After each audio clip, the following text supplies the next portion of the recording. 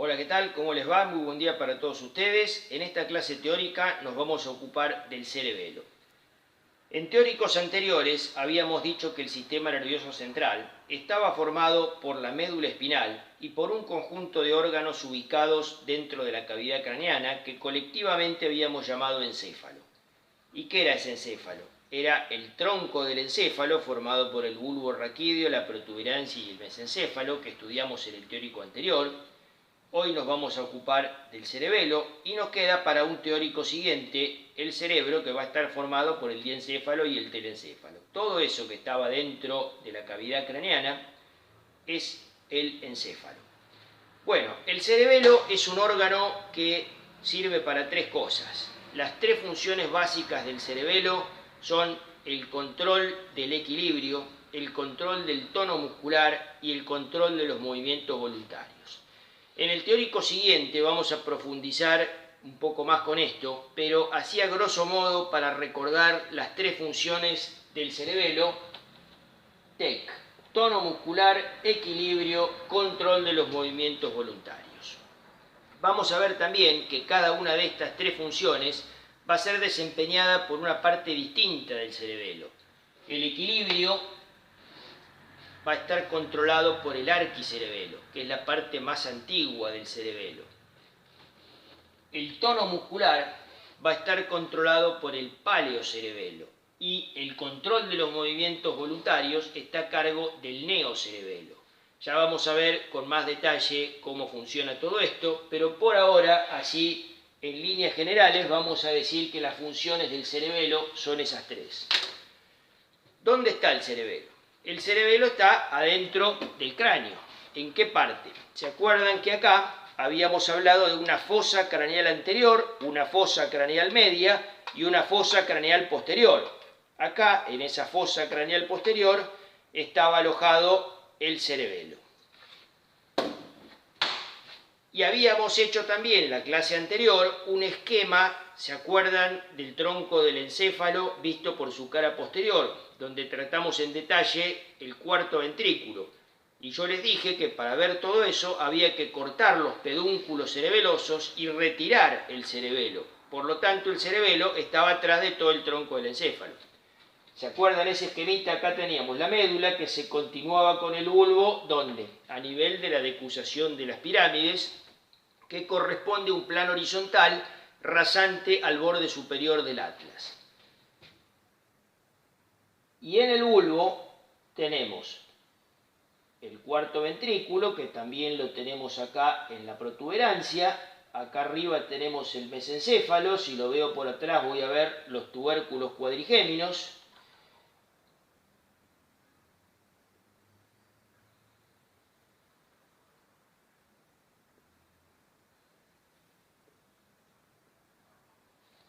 Y esto que hice acá son los pedúnculos cerebelosos. Este es el pedúnculo cerebeloso inferior que une el cerebelo al bulbo.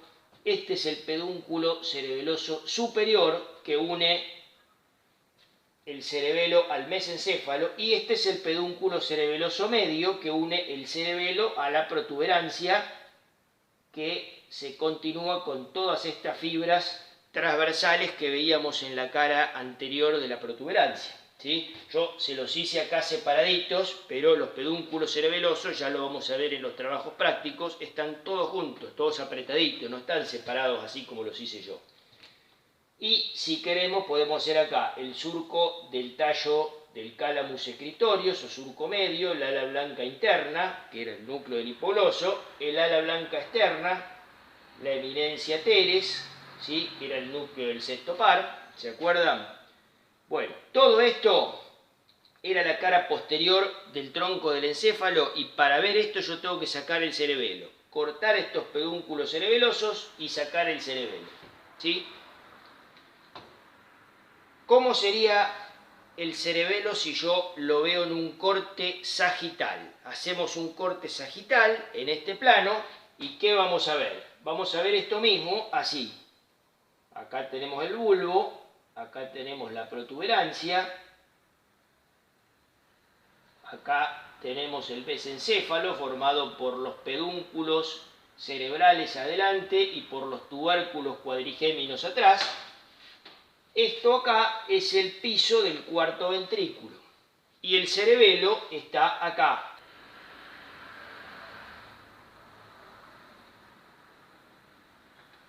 Así estaría el cerebelo.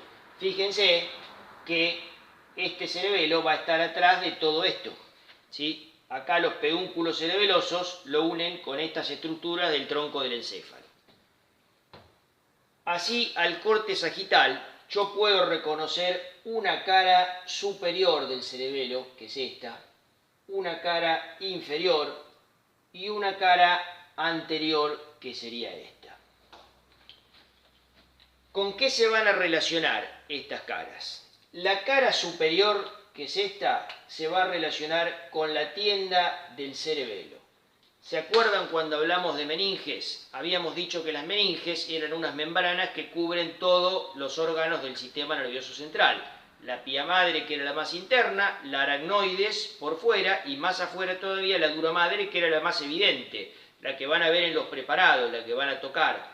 La dura madre forma algunas estructuras como la hoz del cerebro, que probablemente ya la hayan visto, esta que también es muy conspicua, la tienda del cerebelo, y la tienda del cerebelo forma como un piso acá que separa el cerebelo abajo del cerebro arriba. Y acá adelante tenía una abertura con nombre propio que ya habíamos mencionado, que ya la habíamos descrito y que vamos a tratar con mayor detalle cuando veamos meninges. Esta abertura es para que pase el mesencéfalo y en el resto de su extensión, la tienda del cerebelo, se insertaba en parte del borde óseo de la fosa craneal posterior. Esto entonces es la cara superior y corresponde a la tienda del cerebelo. Esto que está acá es la cara inferior. ¿Y a qué corresponde la cara inferior? Corresponde a la fosa cerebelosa del occipital. ¿Se acuerdan? Cuando habíamos visto la base de cráneo, yo les dije que acá teníamos una fosa craneal anterior, una fosa craneal media y una fosa craneal posterior. Y en esa fosa craneal posterior habíamos descrito la fosa cerebral y la fosa cerebelosa. ¿Se acuerdan el occipital? Que habíamos dicho que estaba formado por la escama del occipital, el agujero occipital, las masas laterales, la apófisis basilar, ¿sí? Y en esa escama, ¿qué había? La protuberancia occipital interna, que corresponde a la prensa de Erófilo, una crestita acá, que se bifurcaba acá en la fosita vermiana, ya vamos a ver ahora por qué. Acá el canal del seno longitudinal superior y acá el canal del seno lateral. ¿Sí? ¿Esto con qué se articulaba acá? Con el peñasco. Y entre el peñasco y el occipital, ¿qué quedaba? El agujero rasgado posterior. ¿Se acuerdan? Este seno lateral se iba a continuar con el seno lateral que estaba en la cara interna de la mastoides del temporal. ¿Y qué pasaba por ahí? El seno lateral que viene drenando la sangre de adentro, ya vamos a ver cuando veamos irrigación, la sangre de todo el encéfalo drena estos senos venosos y sale por la parte posterior del agujero rasgado posterior. ¿Qué pasaba por el agujero rasgado posterior? Atrás, la vena yugular interna, que es la continuación de esto. Y adelante, 9, 10 y 11. ¿Se acuerdan? Glosofaringio, neumogástrico y espinal. Esos eran los nervios que pasaban por el agujero rasgado posterior adelante. Y atrás, la yugular interna.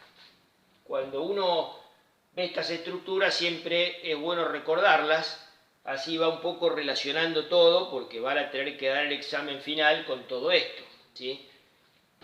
Bueno, acá en el occipital habíamos hablado de estas depresiones que se veían muy bien, que eran la fosa cerebelosa y la fosa cerebral.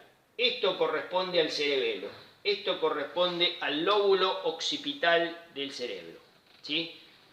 Acá se apoya el lóbulo occipital del cerebro. Vamos a ver que el cerebro tiene lóbulos occipitales, lóbulos parietales, lóbulos temporales y lóbulos frontales separados por lo que se llaman cisuras, ¿sí? En el cerebelo también vamos a tener varios lóbulos, pero no son tan importantes.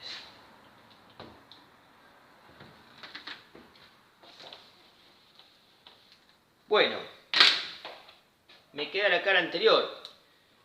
La cara anterior, ¿con quién se relaciona? Con el tronco del encéfalo, ¿sí? ¿Se acuerdan cuando hablamos del piso del cuarto ventrículo? Describimos todo esto que está acá. Y el techo del cuarto ventrículo, ¿qué era? Yo les dije que arriba la válvula de Vieussens y abajo la membrana tectórea. Esas estructuras iban a estar en relación con distintas partes del cerebelo que no habíamos entrado en mucho detalle porque no la conocíamos. Ahora sí vamos a referirnos bien a lo que es todo eso, el nódulo, la língula. Son estructuras del cerebelo sobre las cuales se apoyan esas membranas. Y si se acuerdan, si han visto algún corte sagital, ¿qué pasaba con las cavidades? Acá teníamos el conducto ependimario, acá el cuarto ventrículo y acá sigue con el acueducto de Silvio. En un corte sagital, el cuarto ventrículo tiene esta forma. Forma como un receso que se mete adentro del cerebelo. Y las paredes de este receso van a ser esas estructuras que forman el techo del cuarto ventrículo. Acá arriba la válvula de Vieussens y acá abajo la membrana tectórea. Y vamos a mencionar acá una más, que es la válvula de Tarín, que ahora nos vamos a ocupar un poquito mejor. Bueno,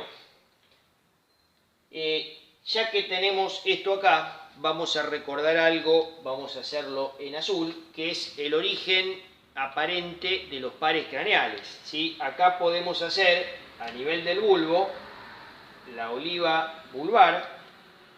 Entonces, en el surco preolivar, ¿qué nace? El 12. En el surco retroolivar, de arriba hacia abajo, el 9, el 10 y el 11, ¿sí? Que también tenía una raíz que venía de la médula espinal, ¿sí? Esto que está acá, ¿qué es? Este es el surco bulbo protuberancial. Acá, ¿qué nace? 6, 7, 7 bis y 8. Fíjense que el 8 me queda acá, en este ángulo entre el cerebelo y la protuberancia. Ese es el ángulo pontocerebeloso. Acá adelante, en el espacio perforado posterior, ¿qué salía? ¿Se acuerdan del espacio perforado posterior? Que era lo que había entre los dos pedúnculos cerebrales. Eso era la cara anterior del mesencéfalo. Ahí nacía el tercer par o motor ocular común. Y el cuarto par era un par especial porque era el único que tenía el origen aparente en la cara dorsal del tronco del encéfalo. Ese era el patético, que salía acá,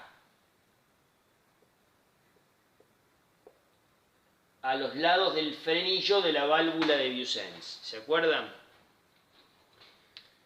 Bueno, vamos a ver ahora con más detalle las caras del cerebelo. Habíamos dicho que tenemos una cara superior, una cara inferior y una cara anterior, o mejor dicho, anteroinferior. Entonces borramos esto.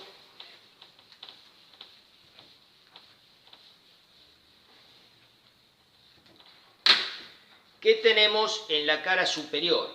En la cara superior tenemos, esto sería lo que vemos.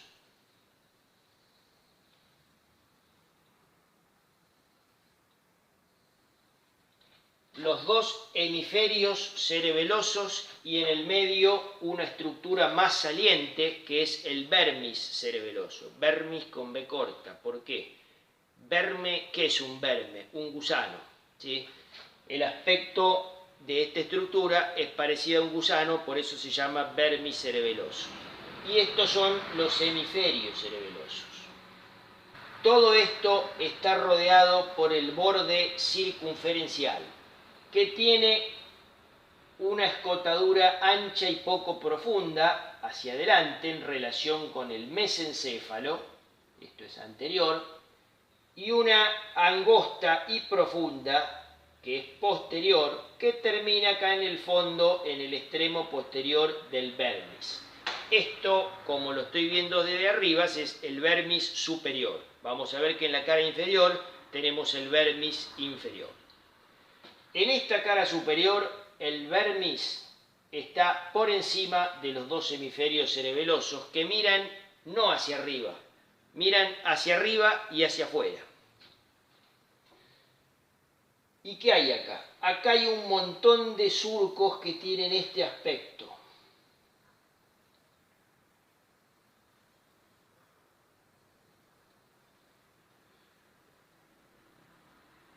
Son transversales a nivel del vermis y curvos en los hemisferios. Esos surcos dividen al cerebelo en laminillas. Y algunos surcos son más profundos, pero eso no siempre tiene una expresión anatómica clara. Y separa tanto al vermis como los hemisferios cerebelosos en un montón de lobulillos que no tienen ninguna importancia. Yo les voy a mencionar algunos, pero hay un montón de lobulitos que no son importantes para nada, porque lo importante es la sistematización funcional del cerebelo. Es un arquicerebelo, un paleocerebelo, un neocerebelo, con funciones distintas, con orígenes distintos, pero esa división en lóbulos no tiene ninguna correlación con la función, así que no es tan importante saber cuál es la pirámide, cuál es el culmen, cuál es el lobulillo cuadrangular, cuál es el lobulillo digástrico. Eso no tiene ningún sentido que lo estudien porque no se lo vamos a preguntar y no sirve para nada, por lo menos para el nivel con que damos la materia nosotros. ¿Qué hay que saber acá en la cara superior del cerebelo? ¿Qué es lo importante? Hay un surquito que no se ve, pero es importantísimo. Yo digo no se ve porque en realidad no tiene una expresión anatómica clara, pero está, que es un surco que se llama surco primario. ¿Por qué es importante eso? Porque de acá para adelante está el paleocerebelo y de ahí para atrás está el neocerebelo, con funciones distintas, con orígenes distintos, con conexiones con distintas partes del sistema nervioso distintas. Ese surco primario es importante. Van a ver que también hay un montón de lobulillos, yo le voy a mencionar algunos. El extremo posterior del vermis superior es el tubérculo y el extremo anterior es la língula. Después está en el culmen, el declive, el lobulillo cuadrangular. Igualmente también en los hemisferios hay otros lóbulos, el lóbulo digástrico, el lóbulo ensiforme. Eso no tiene ninguna importancia que lo recuerden. Sí, este surco primario es importantísimo. Bien, esto es la cara superior del cerebelo. ¿Qué vamos a ver en la cara inferior del cerebelo? En la cara inferior del cerebelo también vamos a ver hemisferios cerebelosos y un vermis cerebeloso. Más o menos esto sería así.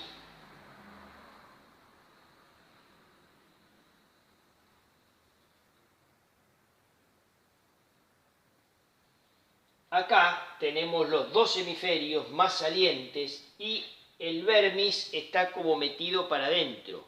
Hay una incisura en el medio muy profunda, en el fondo de la cual está el vermis cerebeloso. Y también todos esos surquitos que dividen en laminillas y algunos más profundos en lobulillos, que no le íbamos a dar ninguna trascendencia. Pero sí les voy a mencionar acá adelante el extremo anterior del vermis inferior, que se llama nódulo. Y el posterior era el tubérculo. Ahí prácticamente se unen el vermis superior con el inferior. Pero el extremo anterior del vermis inferior se llama nódulo. Y el extremo anterior del vermis superior era la língula. También hay otros lobulillos acá. Podemos mencionar acá uno que está detrás del nódulo, que es la úvula. Y por fuera de la úvula hay dos que se ven, que son las amígdalas cerebelosas. Estos lóbulos se ven muy bien. Esto es la cara inferior. ¿Dónde estaba la cara inferior? Apoyada en la fosa cerebelosa del occipital. Dejamos la cara inferior y pasamos a la cara anterior. ¿Qué tenemos en la cara anterior? En la cara anterior tiene un aspecto más o menos así.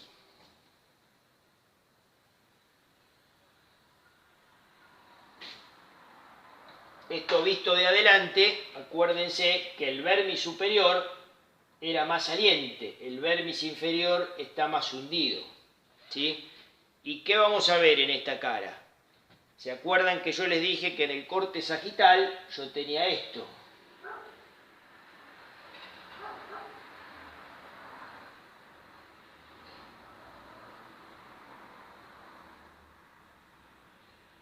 Todo este receso del cuarto ventrículo, ¿sí? Entonces, esto yo lo que voy a ver es los pedúnculos cerebelosos cortados. Porque si yo no corto los pedúnculos cerebelosos, yo tendría acá adelante el tronco del encéfalo, ¿sí? ¿Y qué había uniendo los pedúnculos cerebelosos superiores? La válvula de Vieussens, ¿sí? Y esa válvula de Vieussens sería esto que está acá, el techo del cuarto ventrículo.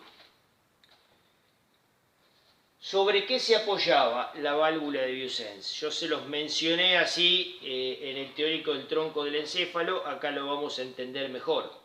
Con el extremo anterior del vermis cerebeloso, que era la língula.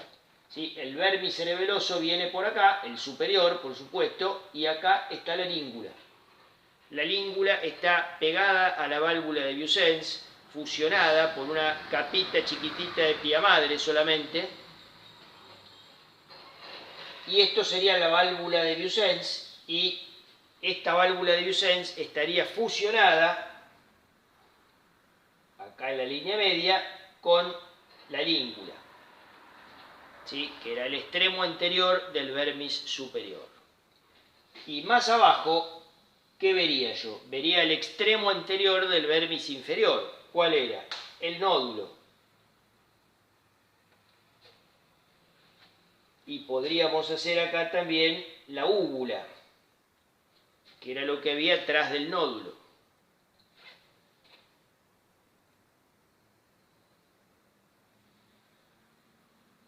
Ese nódulo se iba a continuar lateralmente con una membranita también similar a la válvula de Vieussens. Es una capa de sustancia blanca muy delgadita que une el nódulo con otro lóbulo que voy a ver acá, que es el flóculo. Estos lóbulos que le menciono, el nódulo, el flóculo, la língula, son los que tienen que recordar. Los demás no es necesario. Hay muchos otros más. Y este nódulo y flóculo vamos a ver que forma una parte del cerebelo que es el arquicerebelo. Lo van a ver también como lóbulo flóculo nodular. Esto se llama válvula de Tarim. Son dos laminitas delgadas de tejido nervioso del cerebelo, aplanadas de arriba abajo, que tienen un extremo interno que se fusiona con el nódulo, un extremo externo que se fusiona con el flóculo, una cara superior que forma las paredes de ese receso. Acá estaría la válvula de Tarim. Forma el piso de este receso del cuarto ventrículo. Eso es la cara superior. Y la cara inferior se apoyaba sobre esos lóbulos que eran las amígdalas, que vimos desde la cara inferior. ¿Sí? Y podemos describir también en esta válvula de Tarín dos bordes. Si son aplanadas de arriba abajo, van a tener un borde posterior y un borde anterior. El borde posterior es el que está pegado al cerebelo. Y el borde anterior, ¿cuál sería? Este que está acá. Se continúa con la membrana tectoria. ¿Sí? Esta es la válvula de Tarín, esta es la membrana tectoria. Este es el borde posterior que se fija el cerebelo y este es el borde anterior que se continúa con la membrana tectoria. ¿Sí? Esto sería más o menos lo que se ve en la cara anterior del cerebelo. ¿Sí? Pedúnculos cerebelosos unidos por la válvula de Vieussens en contacto con la língula. ¿Sí? Esto sería la válvula de Vieussens y atrás la língula. Esto sería el nódulo con la válvula de Tarín que une el nódulo con el flóculo y que esto por delante se continúa con la membrana tectoria. Ustedes piensen que esto por delante hace así. ¿Sí? Sería esta expansión que yo veo así. Acá, en la parte posterior, se juntan la válvula de Tarín con la válvula de Vieussens. Sería este punto que está acá, este ángulo posterior de ese receso que hablamos ahí. Hay otra cosa más en la cara anterior que se ve, y que es un surco, que es el surco más evidente que hay en el cerebelo,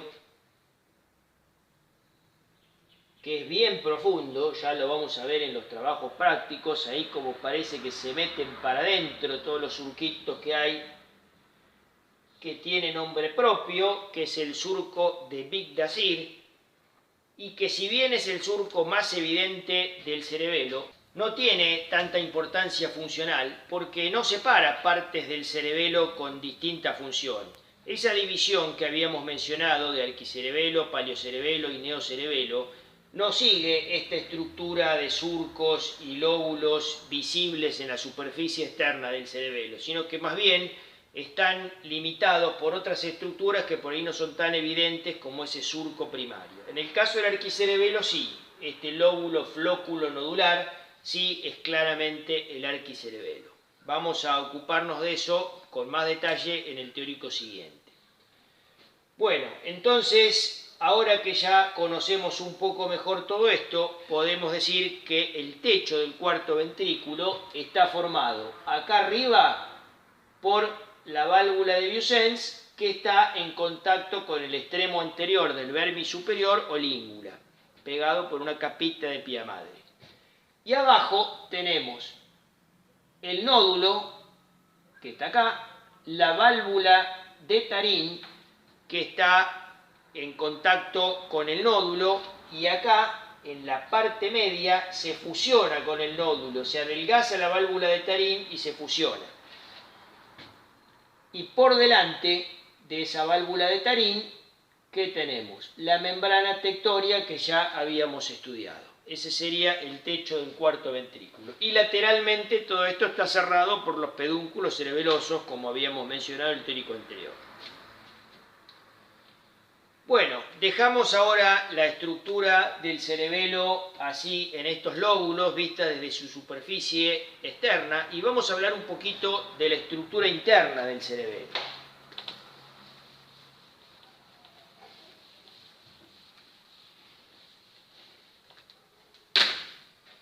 Hasta ahora, todos los órganos que hemos estudiado, la médula espinal, el bulbo, la protuberancia y el mesencéfalo, tenían una configuración interna similar, tenían sustancia gris en el medio y afuera toda sustancia blanca que lo rodeaba. En el caso del cerebelo y del cerebro es diferente. Tenemos una corteza cerebelosa y una corteza cerebral, en el caso del cerebro, que es sustancia gris, y por dentro está la sustancia blanca. Pero además de eso, tenemos núcleos por dentro, tanto en el cerebelo como el cerebro, de sustancia gris. O sea que la sustancia gris acá está formando núcleos adentro y formando la corteza cerebral y cerebelosa. ¿sí? Y la sustancia blanca está entre esos núcleos y la corteza. Vamos a hacer ahora un corte horizontal. Hemos hecho hasta ahora vistas de la cara anterior, de la cara inferior, de la cara superior. Ahora vamos a hacer un corte horizontal del cerebelo.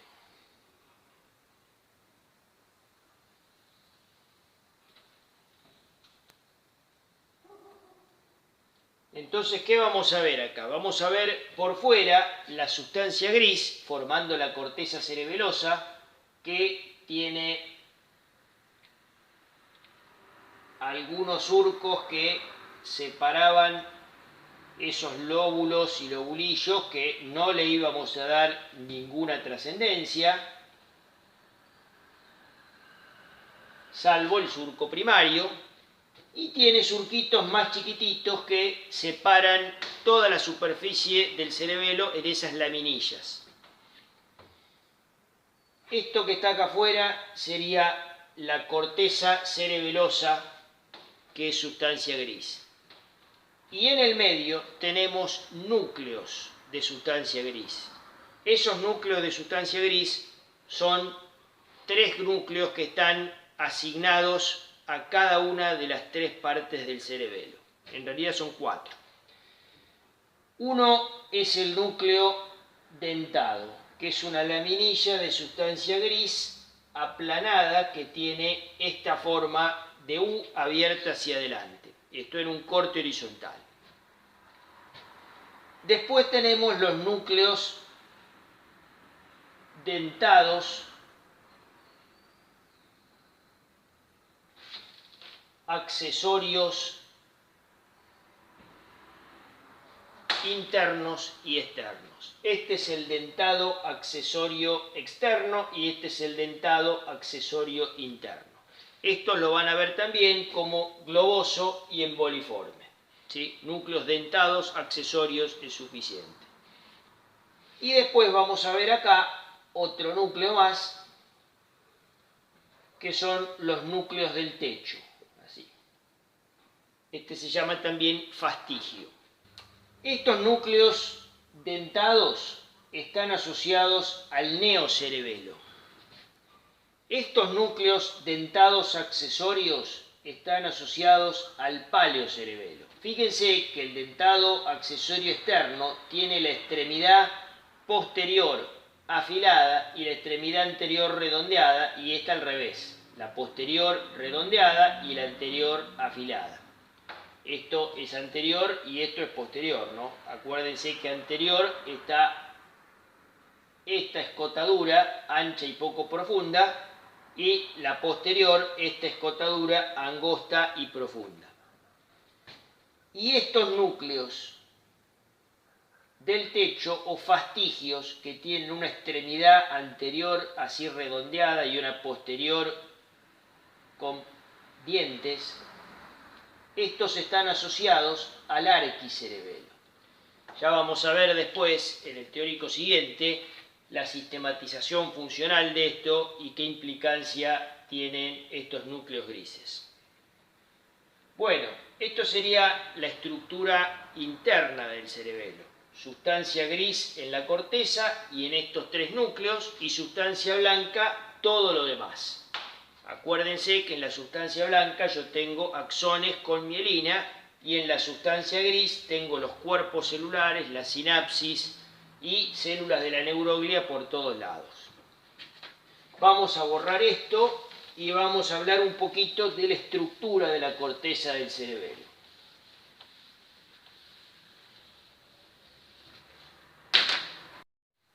En la corteza del cerebelo tenemos 3 capas.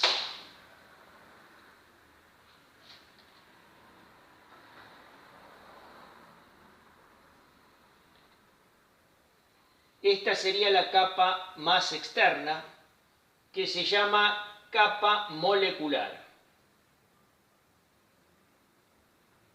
Esta es la capa del medio, que es la capa de células de Purkinje. Y esta es la capa más interna, que es la capa de células granulosas.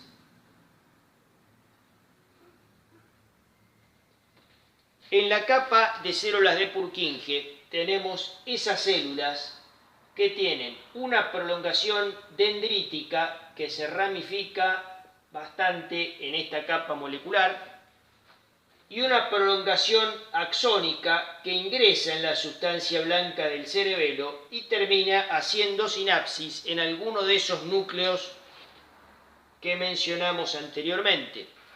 El núcleo dentado para el caso del neocerebelo, el núcleo dentado accesorio para el caso del paleocerebelo o los núcleos del techo para el arquicerebelo. Esta es la principal vía eferente de la corteza cerebelosa, los axones de las células de Purkinje. En la capa de células granulosas están esas células que tienen una prolongación axónica que hace esto. Llega hasta la capa molecular, ahí se bifurcan como una T y corren las fibras paralelas a esos surquitos que separan las laminillas del cerebelo. La mayoría de los elementos celulares que hay en la capa molecular son estas fibras de las células granulosas que corren paralelas a los surcos y terminan haciendo sinapsis con estas prolongaciones dendríticas de las células de Purkinje. Y en la capa molecular hay otros dos tipos celulares, que son las células estrelladas por fuera y las células en cresta por dentro, que también tienen prolongaciones axónicas que hacen sinapsis con estas prolongaciones dendríticas de las células de Purkinje. ¿Cuáles son las vías aferentes de la corteza cerebelosa? O sea, ¿cómo llegan los estímulos a la corteza cerebelosa? Sabemos cómo salen ya. Llegan de dos maneras. Algunas fibras hacen esto. Estas se llaman fibras musgosas, que hacen sinapsis con las células granulosas. Y otras fibras llegan más arriba y hacen sinapsis con las prolongaciones dendríticas de las células de Purkinje. Esto es infinitamente más complicado, esto es lo básico y elemental, pero es mucho más complicado, no solo por la anatomía de todo esto, sino porque estos estímulos muchas veces son inhibitorios, otras veces son excitatorios, es mucho más complejo. Con saber esto es más que suficiente, por lo menos por ahora. Por ahora vamos a dejar acá. En el teórico siguiente vamos a ocuparnos de la sistematización funcional, de qué hace el paleocerebelo, qué hace el arquicerebelo, qué hace el neocerebelo. Para lo cual tienen que tener muy en claro toda esta parte que vimos hoy, sobre todo cómo está formada la corteza cerebelosa, los núcleos adscriptos a cada una de las tres partes del cerebelo, porque yo les voy a decir, estos estímulos llegan a la corteza, salen de la corteza, ustedes ya tienen que saber cuáles son los tipos celulares y qué funciones cumplen. Bueno, dejamos acá, nos encontramos en el siguiente teórico. Buenas tardes para todos, que les vaya bien, cualquier duda nos consultan. Adiós.